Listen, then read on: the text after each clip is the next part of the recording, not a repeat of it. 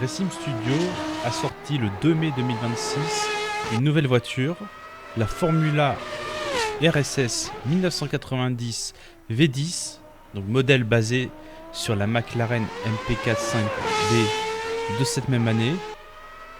Cette voiture s'ajoute à la version V12 existante, qui est un modèle basé sur la Ferrari.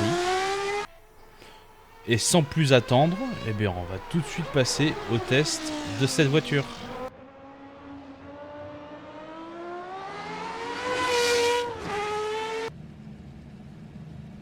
Et on se retrouve sur la piste. On va sortir des stands. On va faire 2-3 tours pour tester tout ça.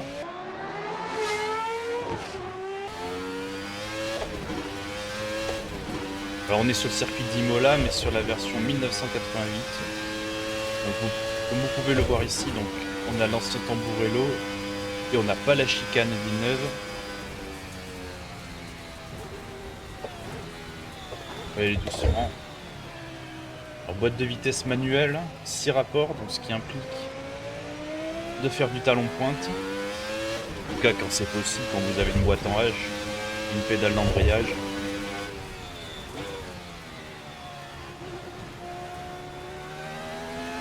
Alors là, sur ces premiers tours de route, c'est très sympa à piloter.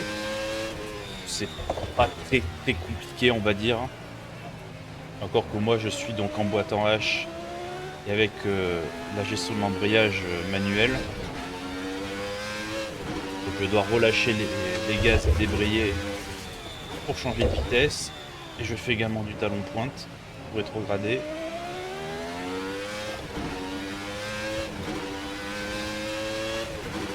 Et là, alors qu'on a bientôt fini un tour de circuit, franchement, c'est sympa.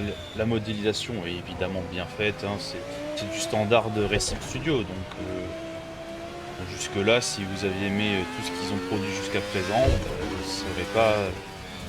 serez pas surpris évidemment. Le niveau du son, c'est le son du V10 Honda de 1990, hein, donc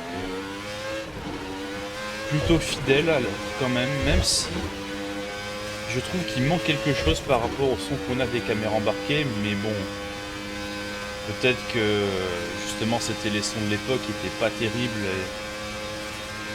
et que peut-être que ce son-là est justement plus fidèle à la réalité. Mais en tout cas, c'est très crédible. Là, je suis encore, on va dire, en tour tranquille. Même si j'ai remis un petit peu de rythme, on est toujours tranquille. C'est plutôt facile à piloter, hein, vraiment. C'est très sain, une voiture, il n'y a pas de comportement bizarre, elle n'est pas survireur ni sous-vireur. C'est une voiture d'époque, hein, qui est très légère, elle fait 600 kg. Et on a un moteur qui est pas trop coupleux, on va dire, c'est-à-dire que vraiment, si on est assez précautionneux sur l'accélérateur, on n'aura pas de soucis de patinage ou de survirage en sortie. De ce côté-là, c'est vraiment très facile à prendre en main. Allez, on va quand même faire un tour rapide. La CS ici, assez piégeux. Et on passe la dernière chicane. Et on attaque un tour rapide.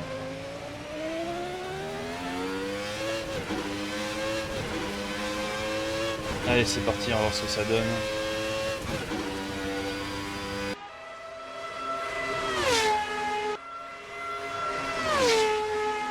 Tamburello à 300 km/h presque. Freinage délicat ici parce qu'on est en appui.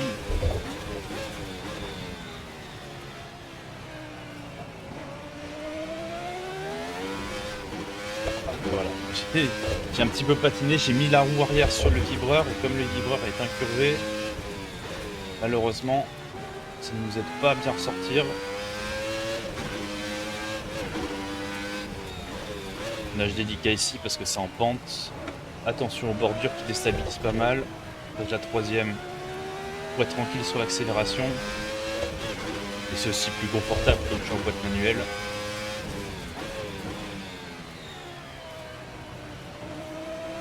toujours les grosses bordures, hein, c'est caractéristique de cette époque.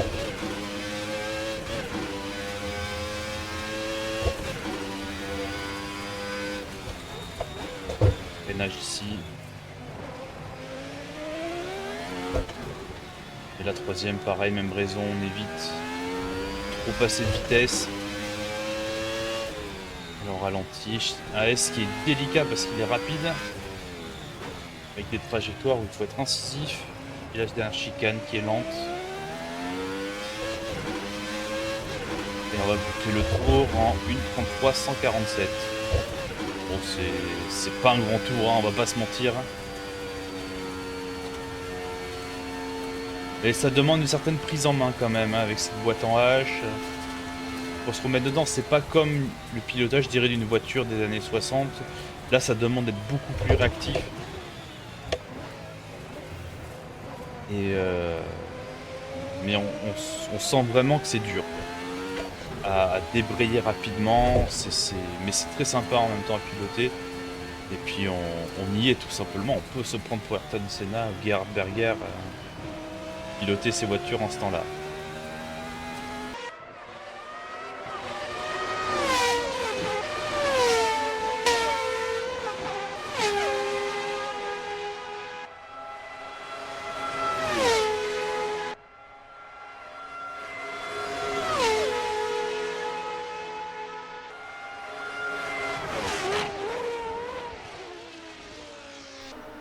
Ça fait quand même plaisir de voir Racing Studio agrémenter cette saison 90 de Formule 1 par une autre voiture.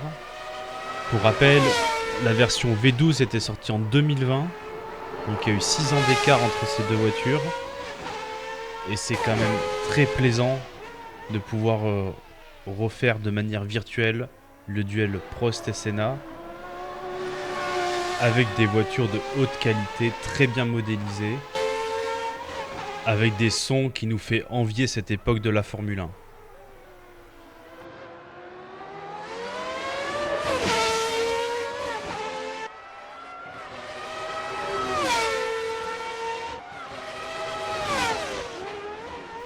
Et c'est sur ces images que je vous laisse ici. Alors je vous laisse tout de même le reste de la course en caméra extérieure, profiter de ces voitures, de ces sons, de ces visuels. Et on se retrouve sur la prochaine vidéo. Ciao.